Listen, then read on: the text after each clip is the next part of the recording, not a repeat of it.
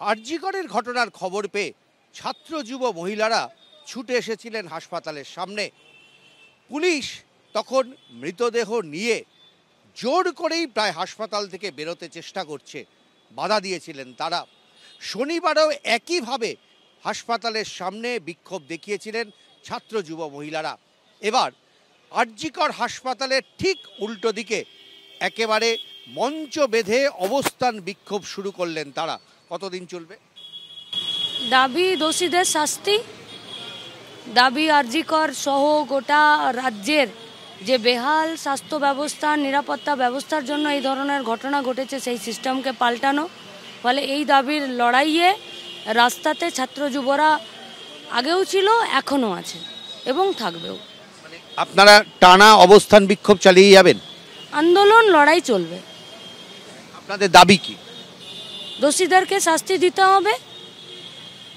যে তৎপরতার সাথে পুলিশের লাশকে জ্বালিয়ে দেবার তাদের এত ছটফটানি কী কারণে সেটা জানতে হবে, এবং কত বড় অব্যবস্থা, কত বড় দুর্নীতি হতে পারলে তার শেষ বিচারে একটি মেয়েকে এইভাবে নৃশংস মৃত্যু তার হয়, তার নিচের যে কালো অন্ধকার পাতাগুলো আছে সেগুলোকে সাধারণ মানুষের সামনে নিয়ে আসা এবং রাজ্যের সরকারকেও তার জবাবদিহি করা।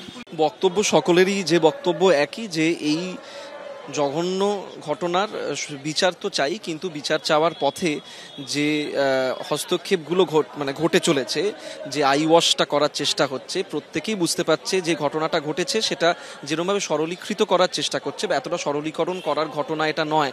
এটা এর মধ্যে অনেক বড় জটিলতা রয়েছে, এবং শুধু একটি ব্যক্তিকে ফ্রেম করে এইভাবে ক্ষান্ত করা যাবে না। আরও অনেক প্রশ্ন উঠে আসছে, যে আজকে প্রথমেই পুলিশ কেন একটা সুইসাইড ডিক্লেয়ার করে দিল, পোস্টমর্টেম সম্বন্ধে প্রশ্ন উঠে আসছে, এবং অনেক তথ্য জনসাধারণের কাছ থেকে লুকোনোর একটা কাজ চলছে। সেইটা আমাদের দাবি, যে এই তথ্য লুকোনো যাবে না, আমাদের বিচার চাই এবং প্রত্যেকজন দোষীর শাস্তি চাই। কি বলবে সুরঙ্গ?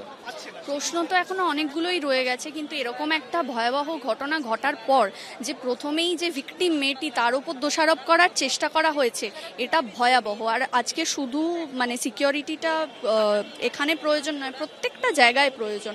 আই থিঙ্ক অ্যাওয়ারনেসের জন্য আরও বেশি করে প্রয়োজন এটা, কারণ অনেক সময় বাড়ির ভেতরেই মেয়েরা অসুরক্ষিত থাকে। কাজেই হাসপাতালের মতো একটা জায়গায় যেখানে সব থেকে ভালনারেবল অবস্থায় আসে লোকজন, এখানে যদি সিকিউরিটি না থাকে তাহলে আর কোথায় থাকবে? এই মুহূর্তে আমরা মেডিকেল কলেজে রয়েছি, তোমাকে দেখিয়ে দেবো যে এখান থেকে একটি মিছিল শুরু হচ্ছে, এবং যেখানে লেখা রয়েছে আমরা দেখতে পাচ্ছি যে আরজিকরে চিকিৎসককে ধর্ষণ খুনের বিচারের দাবিতে নাগরিক সমাজ লড়বে, অবিলম্বে কর্মক্ষেত্রে নিরাপত্তা দিতে হবে।